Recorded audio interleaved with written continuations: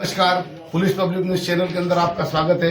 अभी हम हमारे साथ खड़े करणी सेना के राष्ट्रीय अध्यक्ष जीवन सिंह जी से सीधी बात करते हैं। सर, आप जो यात्रा लेकर के आए, इसको लेकर आप क्या कहेंगे?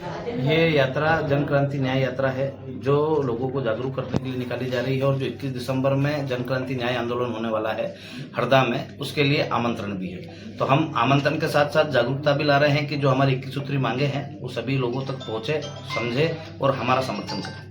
खास करके लव जिहाद को लेकर के आप क्या कहेंगे, क्योंकि लव जिहाद की घटनाएं बिल्कुल सनातन के अंदर नुकसान पहुंचा रही है और ये ज्यादातर बढ़ रही है। और इसको लेकर आप क्या सनातन को संदेश देना चाहते हैं, सनातन की बेटियों को क्या संदेश देना चाहते हैं और सनातन की जो बच्चियां हैं उनके माता पिता को क्या संदेश देना चाहते हैं? मैं तो बस इतना ही कहना चाहता हूँ कि ये जो समस्या चल रही है इसको सरकार एक पल में रोक सकती है।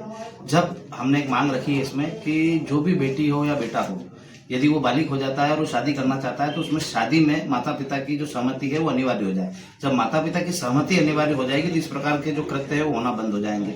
क्योंकि बेटे और बेटी जब वो जवान होते हैं, युवा अवस्था में आते हैं तो अपना भला बुरा है वो सोच नहीं पाते हैं और कहीं ना कहीं किसी की साजिश में या किसी के जाल में फंसकर लव मैरिज करते हैं और वो लव मैरिज ही लव जिहाद का नाम दिया जाता है। और इस प्रकार से हमारी बेटियों के साथ हो या मतलब मुसलमान की बेटी हो, कहीं ना कहीं वो यदि हिंदू हो या मुसलमान हो, बेटी बेटी होती है और बेटी की रक्षा करना ही क्षत्रिय धर्म है। तो मैं सभी बेटियों से निवेदन करना चाहता हूं कि अपने माँ बाप की सहमति के साथ शादी करें, न कि किसी भी के प्यार के चंगुल में फंसकर अपने आप को उसके हवाले कर दे। क्योंकि मैं ये मानता हूं कि जितनी गलती लड़के की होती है उतनी गलती लड़की की भी होती है।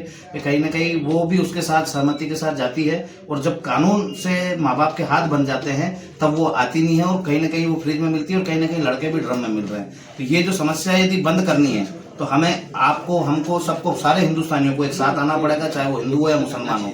और बेटियों के संरक्षण के लिए आवाज उठानी पड़ेगी कि यदि कोई मुसलमान लड़का भी किसी बेटी को लेके आता है तो उसके खिलाफ सख्त कार्रवाई के लिए मुस्लिम समाज मांग करे और यदि कोई हिंदू लड़का मुसलमान लड़की को लेके आता है तो मुसलमान और हिंदू सब साथ में मिलकर उसका विरोध करे। जब हम सामाजिक स्तर पे, ग्रामीण स्तर से लेकर शहरी स्तर पर हर एक हिंदुस्तानी ये मांग उठाने लग जाएगा और इसका विरोध करने लग जाएगा तो ऐसी घटनाएं होना बंद हो जाएगी।